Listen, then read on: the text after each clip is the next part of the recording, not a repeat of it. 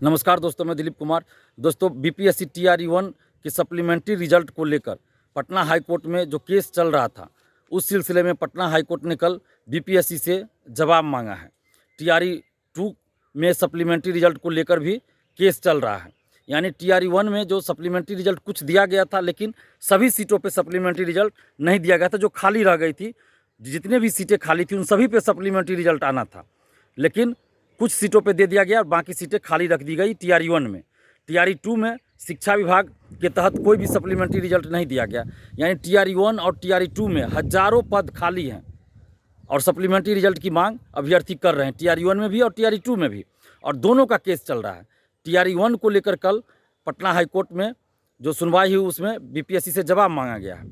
तो इस सिलसिले में हम आप लोग को ये बताना चाहते हैं कि कोई भी जब याचिका दायर होती है पटना हाई कोर्ट में या किसी भी हाई कोर्ट में, ऐसे मुद्दों पे केस होता है, तो जो संबंधित आयोग होता है, बोर्ड होता है या सरकार होती है, उससे पटना हाई कोर्ट हो या कोई भी राज्य का हाई कोर्ट हो या सुप्रीम कोर्ट हो, तो जवाब मांगती है। 2 सप्ताह में, 4 सप्ताह में, 6 सप्ताह में वो जवाब मांगा जाता है कि इस पे आप अपना जवाब प्रस्तुत कीजिए। अब बीपीएससी से टीआरई-1 के सप्लीमेंट्री रिजल्ट को लेकर पटना हाई कोर्ट ने जवाब मांगा है। अब बीपीएससी क्या जवाब देती है, तो उसको आप लोग को देखना होगा। जो भी इसमें पिटिशनर हैं, जो पिटिशनर के एडवोकेट हैं, तो जो पिटिशनर हैं आप लोग, उनको कम से कम इस चीज़ को ध्यान रखना होगा कि बीपीएससी क्या जवाब देती है। उसके एक एक वर्ड का आपको अध्ययन करना पड़ेगा और फिर उसका जवाब आपके एडवोकेट को पटना हाई कोर्ट में रखना पड़ेगा, तब जाकर आप केस जीतिएगा। तो ये जो पटना हाई कोर्ट ने कल जवाब मांगा, ये सामान्य प्रक्रिया है, ये हर केस में होता है कि कोई भी केस हुआ, याचिका दायर हुआ, तो उस पर संबंधित बोर्ड या आयोग से जवाब मांगा जाता है। तो इसलिए आप लोग को सतर्क रहने की ज़रूरत है। जो भी पिटिशनर हैं, टीआरई-1 के हों या टीआरई-2 के, आप लोगों को सतर्क रहना पड़ेगा कि बीपीएससी से जो जवाब पटना हाई कोर्ट मांगी है या टीआरई-2 में मांगा ही जाएगा। टीआरई-2 में भी जब केस चलेगा तो टीआरई-2 में भी यही होगा कि 4 सप्ताह या 3 सप्ताह या 6 सप्ताह के अंदर बीपीएससी को जवाब देना होगा। तो बीपीएससी क्या जवाब देती है, उसका आप लोग को एक एक वर्ड का अध्ययन करना होगा, फिर उसमें खामी निकालना पड़ेगा और उसका जवाब आप लोगों के जो वकील होंगे उनको देना होगा। उसके बाद फिर पटना हाई कोर्ट का डिसीजन आता है। तो ये सामान्य प्रक्रिया ऐसे ही चलती है।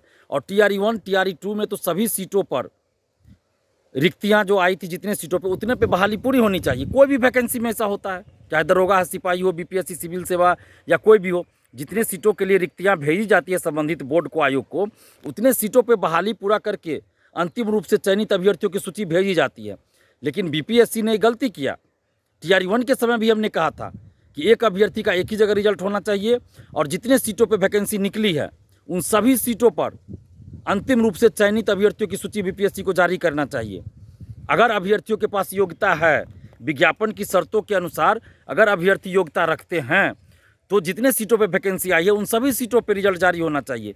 लेकिन बीपीएससी ने क्या किया, काउंसलिंग के लिए सीट से कम लोगों को बुलाया और उसमें भी बहुत के पास डॉक्यूमेंट्स नहीं था, तो और सीटें खाली रह गई। तो प्रक्रिया ही गलत थी। ये जो सरकार ने हड़बड़ी दिखाई कि जल्दी जल्दी टीआरई-1 टीआरई-2 जल्दी जल्दी करना है, और बीपीएससी ने भी सरकार के कहने पे जो सरकार कहती गई करती गई, तो उसका खामियाजा आज हजारों अभ्यर्थियों को भुगतना पड़ रहा है कि सब कुछ रहते हुए, योग्यता रहते हुए उनको नौकरी नहीं मिली। कट ऑफ के बराबर है, फिर भी नौकरी नहीं मिली। तो ये तो बहुत बड़ा अन्याय है। टीआरई-1 और टीआरई-2 में, दोनों में मैं कह रहा हूँ कि जितने पदों पे वैकेंसी निकली थी, उतने पदों पे बहाली पूरी होनी चाहिए अगर अभ्यर्थी योग्यता रखते हैं। तो अभी भी जितनी सीटें खाली हैं, उन सभी पे सप्लीमेंट्री रिजल्ट टीआरई-1 का भी और टीआरई-2 का भी सरकार को जारी करना चाहिए। अगर सरकार ऐसा नहीं करते, पटना हाई कोर्ट में केस चल रहा है, ये अलग बात है, लेकिन सरकार अगर सप्लीमेंट्री रिजल्ट जारी कर दे तो अभ्यर्थी को शौक नहीं होता है केस लड़ने का। ये तो मजबूरी में अभ्यर्थी कोर्ट गए हैं, अभ्यर्थियों का पैसा लग रहा है, समय लग रहा है।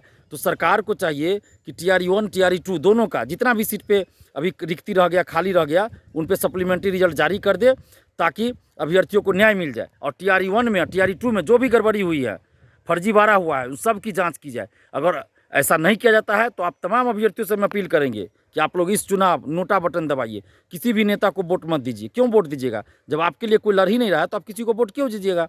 नोटा बटन दबाइए।